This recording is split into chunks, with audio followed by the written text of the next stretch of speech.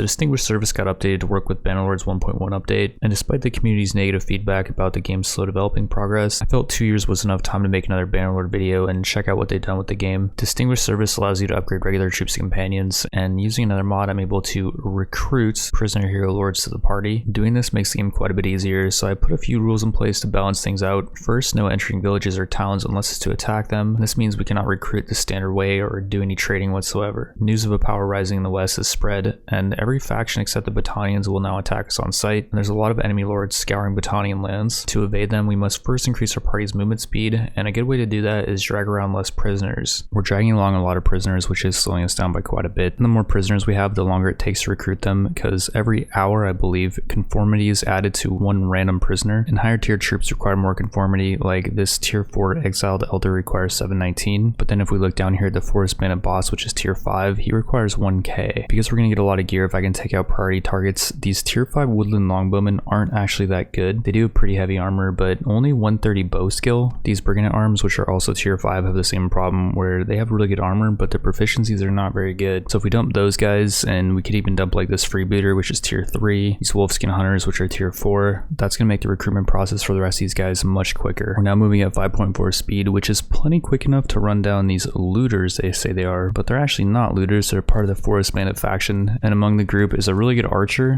who I'm gonna try to take out myself so I can get their equipment. If I can just get this headshot real quick, and I got it. So that's a really nice set of armor for someone, possibly me, probably me actually, now that I think about it. Kind of important that I have good armor so I can get in here and get kills. Since I got the killing blow on the forest bandit, I get his rough fur overchain, which is a really massive upgrade, and he dropped a 180 pound longbow, which is the best bow we've seen so far, and this baby's going to easily be able to use these really heavy arrows which have good armor pen. We have a very interesting battle going on between a caravan and these Aserai deserters, and whoever wins will profit, assuming we can defeat whoever the winner is. It looks like we should definitely be able to. There's only 5 Aserai deserters left up, although for some reason they're running away pretty quick. So unfortunately, right as we're about to engage this guy, 5 of his troops heal up. Thankfully they are just infantry troops and they're not going to have much effect on this battle. Before we get into the reason why I know this, we're gonna quickly pull our troops up to the top of this hill in this foresty area, and that's gonna make it harder for their cavalry to really maneuver around our troops. So I did some testing in this battle and I played it out twice already, and my initial findings are that this guy is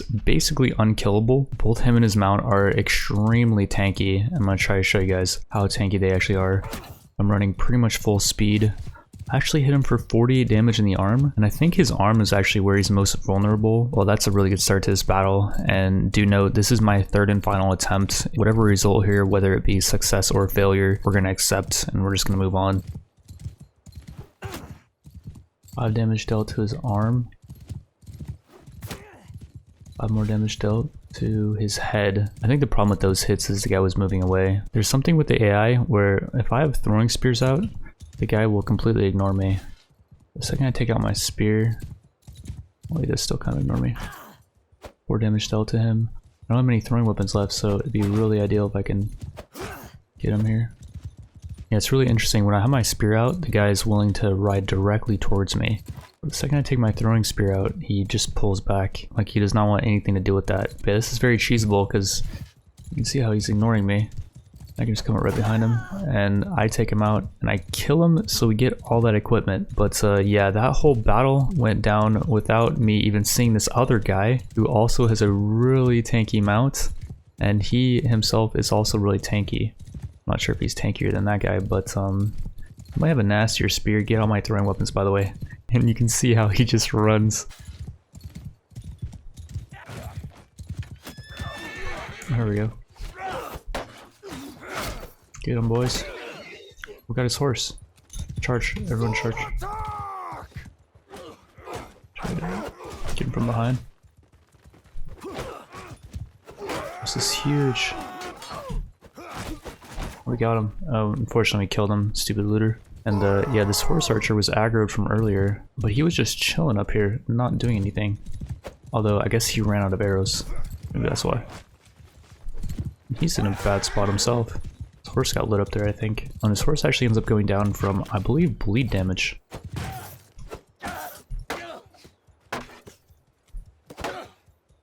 I'll take him out, that'd be really good. I think he's got a really good helmet.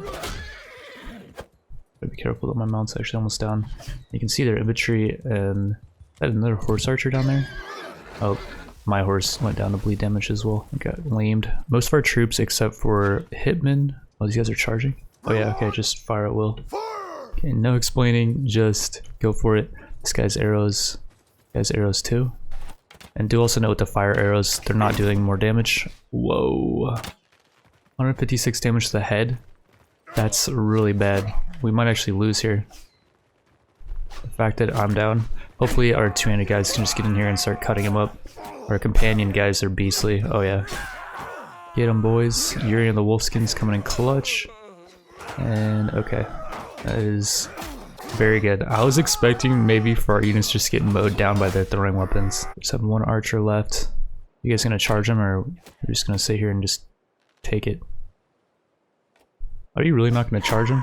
Okay, jeez. I guess they were doing a bad manner celebration and just kind of taunting the guy like, you know, you can't do any damage to us. After that battle, we're able to capture one of those beastly dudes that were rampaging around. We ended up killing both the ones on the field, but then I guess they had an extra one that was wounded. There's some other units here that I think were knocked out, like this Mameluke Regular's a tier 3 unit, and I'm pretty sure we did not see it on the battlefield. As far as the rest of these prisoners, I can't tell what their stats are because I think they've been adjusted due to a mod, and so for that reason, I don't think we're going to capture any of them. I'm guessing their stats probably suck too because they have really good armor. So to balance that out, they probably have crap stats. Because these guys just took out a Vlandian caravan, they have a lot of Vlandian prisoners that will join us, but I don't really see the reason why, because we're at war with Vlandia, so why would they fight for us? I can see the bushwhackers joining us because they don't really have any allegiance, so I guess we'll pick up the 4 bushwhackers. Because we're using distinguished service, I think it's kind of a balance rule. We should only be able to recruit prisoners, not people from any other means like villages, towns, and rescuing prisoners like we can here. So I think we'll just have to skip on these guys, and maybe we'll just dump the bushwhackers as well, just to keep true to that rule. So yeah, we won't recruit any of these guys, and we'll dump the rest of these prisoners. The main thing is we got the veteran Ferris and the Mameluke Regular, and they will eventually join us. And as for the loot from the dude I killed, he was using this extremely good armor, which as you can see is a massive upgrade. And then he also had this brass southern helmet, which not only gives a ton of head armor, it gives a decent amount of body armor as well. And here's the reason why his horse was so tanky. Look at that harness. I'll put that on my lame Sumter horse, which is moving very slow now because it got lamed in that battle. And on second thought, I now have enough riding for a better mount, and we'll use this Battanian hobby mount, which is quite a bit better. We also got the dude's boots, which give plus 11 armor, and his gloves give plus 15 hand armor, and his shoulder pads are really good as well. His throwing spears are much better than the ones I was using, as is the steel leaf spear. It's got 2 more damage and 20 more reach than the one I was using. As far as my old chest piece and the rest of the gear upgrades, I'm going to give them over to Hiltman. I'm going to try to make him as beastly as possible. We got 2 of these reinforced suede boots, and I think that's about it for upgrades. The only other things I'm seeing are like these horseman maces, which do blunt damage that can be used to knock people out. The exiled elder, who's about halfway to joining us, does have 160 and one-handers, so he'll be able to use that really well. 4 days later, we run across yet another Wolfskin Lord. This dude Rylan of the Wolfskins actually has better stats than any of our other Wolfskin bros that we have so far, and he only had a couple really crap tiered troops that we were able to easily dismantle. Using our aggressive recruitment methods, he joins us and didn't really drop any gear of note, but the main thing is we have another really good horse archer to be, and I say horse archer to be because all we have right now is war bows, which require 225 archery to be able to use on horseback. This dude's not that far away from that upgrade though. Fast forward 2 more days, we run into 2 more Wolfskin Lords. There's just 3 left, and we've captured 3. After about a day of maneuvering, we're able to get Pelisor of the Wolfskins all alone. And they do have more troops this time, but the quality of them is pretty trash. If I'm being honest, I could probably solo this battle with my new gear set.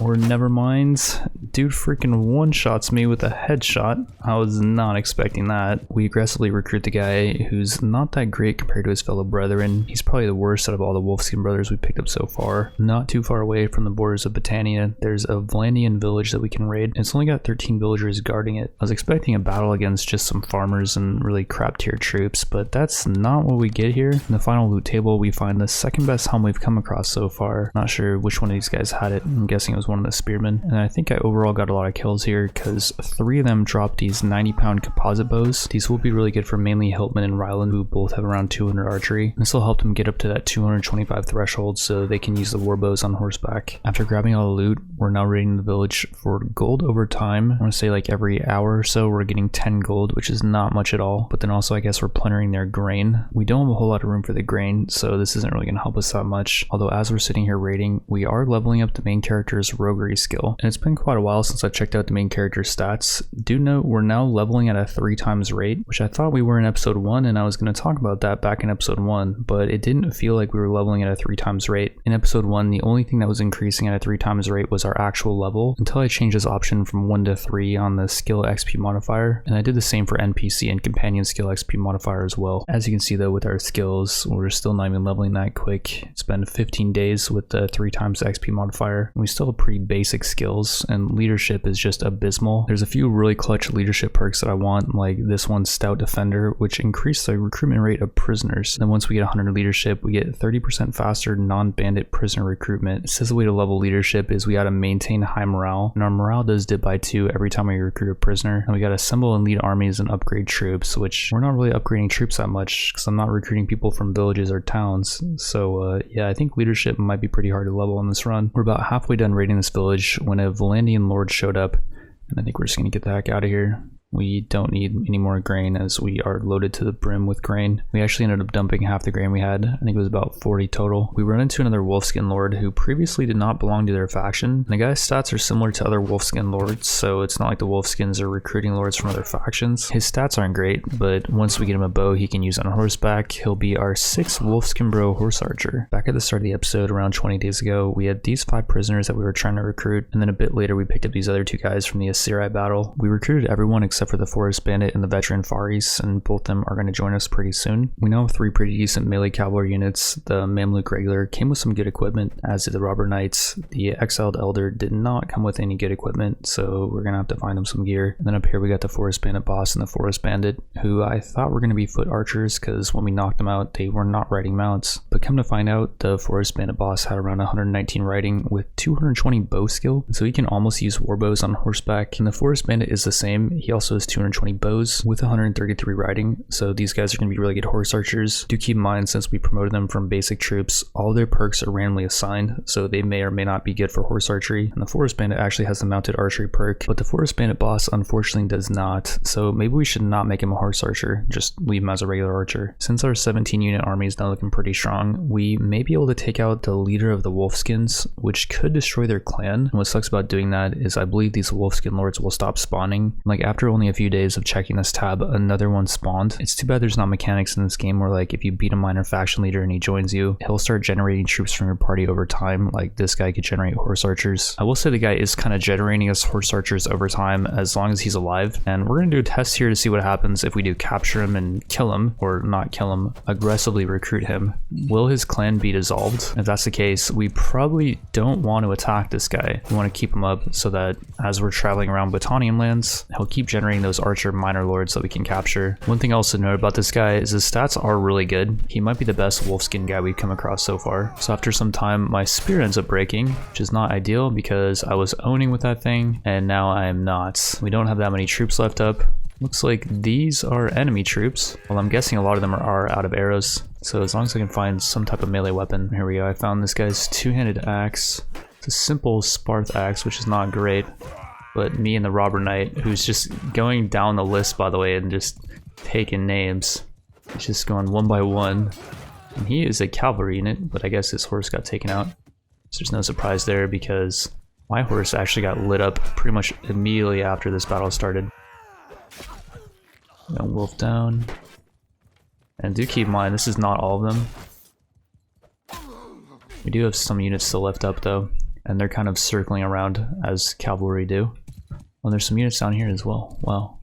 I really have to do a lot of work here. I feel like I've taken out at least 15 dudes by myself, or at least I feel like I've hit a lot of dudes, but maybe I haven't killed them because I'm not doing that much damage. So this battle was actually fairly close. We still have 3 horse archers up left, and they still have 5 units up. If I didn't have such beastly equipment and the lifesteal mod, I would have probably got taken out already. We're not lifestealing for that much when we hit like 32 damage is 4 HP. And when I get hit by just 1 arrow, which isn't even like piercing damage, or like a hit like that, I'm taking 5 damage. That's because my armor is really good though. And I haven't actually gone over the difficulty setting, but everything's on realistic. So everyone is taking 100% damage. Just that, like I said, if they're doing cutting damage with their arrows and I have good armor, it's hard for them to pierce unless they hit me in the face. Like actually in the face, not in the side of the head.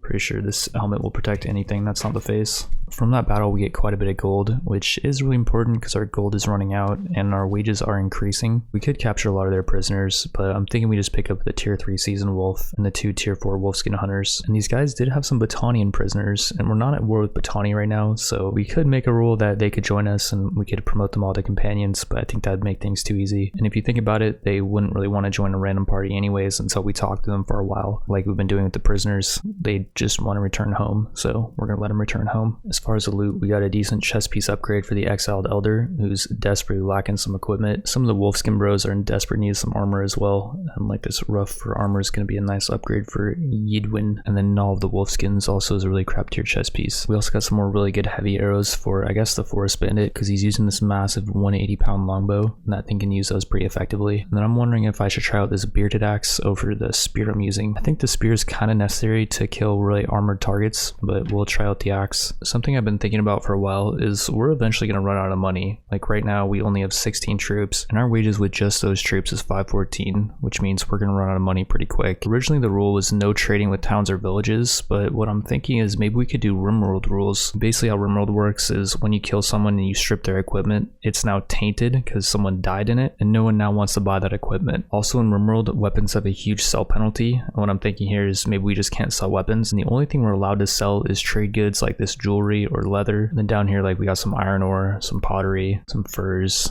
oils, hardwood. We got some more trade goods down here as well. I guess this guy must have robbed a caravan or something. And down here we got some more stuff, but we're pretty much over capacity, so we can't really grab any more. We aggressively recruit the wolfskin leader, and you'd think since he's a leader he'd have some really good equipment, but unfortunately he did not. On the bright side, if we check their clan tab, a different person takes over being the wolfskin leader, and I guess more wolfskin lords will just keep spawning. We dump those goods off at nearby Battanian villages, and the rule is we can trade with villages now, but we still cannot enter towns because guards would arrest us on site basically. We run into this group of barbarians, and among their troop list is a legendary slayer. I think it's this guy in the back who has what looks like a chainmail of some sort. I'm gonna try to get his equipment.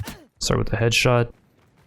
And second spear is another headshot, so we get some really nice equipment from him. One of their barbarians is mounted as well, and the guy looks like he's got some pretty good stuff. I'm gonna try to see if I can get the killing blow on him, and never mind on that, he's stupidly charged in all of our units, but does get knocked out. The noble's a really good tier 5 unit. He's got 180 riding and one-handed and 250 polearms. We also knocked out a tier 4 pikeman who's not that great because he only has 140 polearms. If we compare him to 2 of these barbarian chosen slayers that we knocked out who are also tier 4, they have way better proficiency, and I think the reason why is because their equipment sucks, but if we turn them into companions then we can give them better equipment. So yeah, let's take both the chosen slayers and the noble. And as for the rest of our prisoners right now, the veteran forest is really close to joining us, and this guy's gonna be a monster. And then another forest bandit's about to join us as well. That's pretty much it for the rest of these guys. The legendary barbarian dropped this really good scale mail, and I'm thinking we give it over to the bandit boss as I think he's our best archer. And then I'm pretty sure he dropped this execution axe, which looks absolutely beastly. It's got 8 more damage than what I'm using and 34 more length. We do battle with this Kuze party and pick up a tier 3 horse archer. And I can't see this guy's stats yet because I guess they've been altered due to a mod. Despite only having 20 troops, since they're all companions, our wage cost is now insane. We're losing 726 per day now. To get some cash, we're gonna go raid this village that primarily produces silver ore, and instead of getting 10 gold every few hours or so, we're getting 20 gold, which is, you know, not gonna cut our daily wage costs by any means. A lord does interrupt us, so we have to back off. And from what I can see, here's the profits of that raid. We got 3 silver ore, which will sell for 300, 1 tool I think, and then maybe some hides. If we sell all of what we just got, that's not even gonna cover a day's worth of wages. And so I'm thinking we're gonna have to make an adjustment here on what we can sell. Like I'm thinking maybe we can sell weapons now, but no armor, because you know it's all tainted, and we'll see how that plays out. At this point we're almost out of money, and if we can't pay our wages, I think our companions might start leaving. And I know our morale is gonna dip horribly, so we're gonna enact a rule where we can start selling weapons. The problem is villages only have 1,000 dinars, which is about a day's worth of wages. So I feel like moving forward our playstyle is gonna have to be go from village to village and acquire money that way, or we could see how much money is on trading caravans. And we're gonna attack this one, which only has 19 troops. I'm seeing some really nice equipment among the group, like that guy in the middle has a golden helmet of some sort,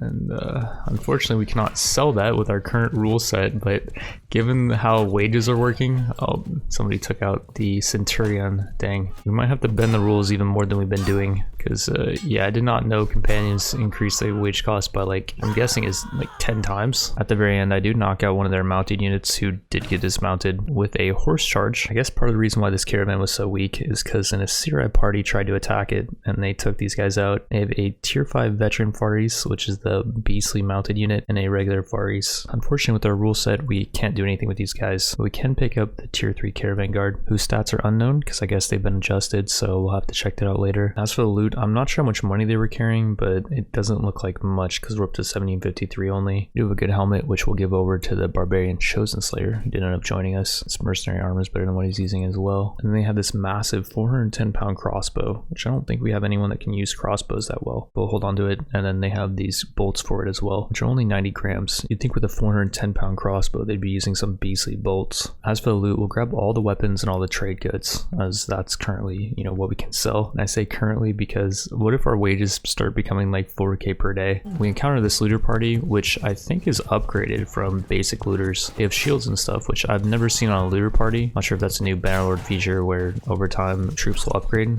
That is though, I really like that feature. The goal with this fight is I want to get the barbarian noble who did join us recently a kill, so we can upgrade him into a companion. And then I want to do the same with the Khuzait horse archer, which had also recently joined us. So here's that tier 3 Khuzait horse archer stats. Only 130 bows and 126 riding, which is not great. The reason why I wanted to upgrade both those guys in that battle is because there's these Razi's raiders over here, and among the group is a Razi raid boss. I don't want to fight this battle with that noble and the horse archer, assuming they could get killed in the battle, but since we promoted them, they can't. And I'm gonna try to seek out the raid boss, try to knock him out or kill him and take his equipment. And here he is. This guy is using a very beastly armor on his mounts. Takes out our forest bandit boss with just one hit. After quite a while of chasing this dude down, I get behind him and get a few nice licks off. And then not long after, I want to say maybe after about a minute, I get a really clean hit off on him and knock him out. Whoa.